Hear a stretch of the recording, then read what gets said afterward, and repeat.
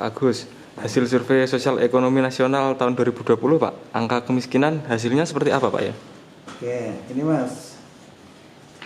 Jadi BPS itu menghasilkan angka kemiskinan setiap tahun, yaitu dari hasil survei sosial ekonomi nasional, disebut atau disingkat dengan nama SUSNAS.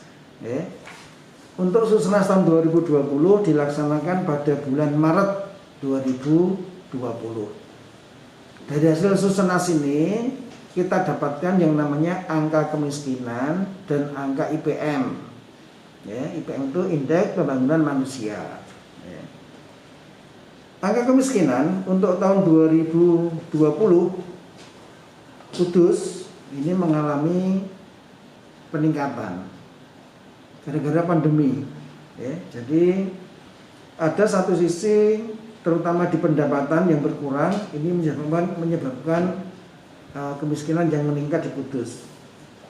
Jumlah penduduk miskin di Kudus tahun 2020 ini sebesar 64.240 orang,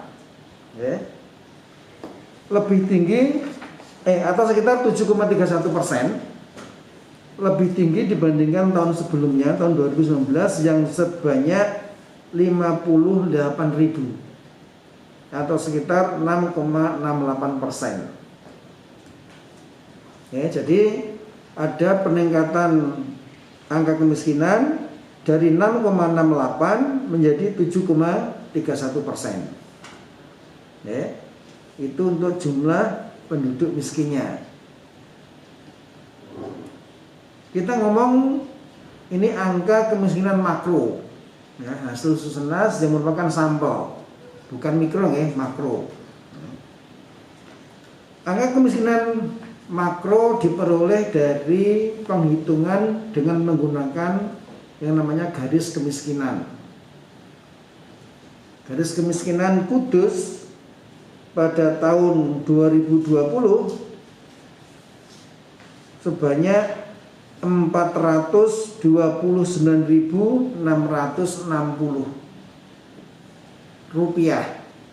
Jadi kalau kita ngomong kemiskinan itu Mas, ada suatu garis kemiskinan yang dihitung dari angka kemiskinan makanan dan non makanan, dirupiahkan semua. Nah, ketemulah angka tadi 429.666 rupiah per orang per bulan.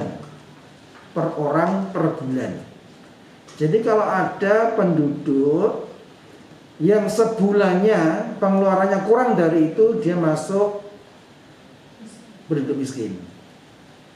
Kalau dia pengeluaran per bulannya di atas 430.000, tadi 429 tadi, maka dia tidak miskin. Jadi kalau kita hitung, kalau per orang kira-kira 430.000 per orang per bulan, kalau satu rumah itu 4 orang, maka paling tidak 1,7 juta, 1,72 juta per rumah tangga per bulan. Jadi kalau pendapatan dia kurang dari itu berarti dia miskin. Gitu. Cara ngitungnya sangat gitu, bukan gampangnya ya. Itu untuk menghitung angka kemiskinan. Jadi kita kalau menghitung-hitung semua konsumsi makanan kita hitung, konsumsi non makanan kita hitung. Non makanan itu kayak apa Pak? Ada kesehatan, ada pendidikan, terus ada lagi Pak, perumahan dan sebagainya, transportasi, itu kita hitung semua dan kita rupiahkan. Muncul angka ya tadi 429.666 rupiah per orang per bulan, gitu Mas.